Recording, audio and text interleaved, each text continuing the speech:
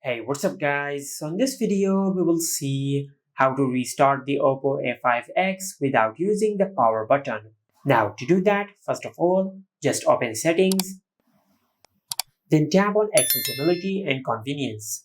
From here, tap on accessibility, then tap on accessibility menu. Now just enable the toggle for shortcut. Then select allow, and from here, just make sure you select accessibility button. After that, just tap on OK. And once you do that, you will enable the accessibility shortcut on your Oppo phone. Then tap on the accessibility shortcut, and from here, just tap on power.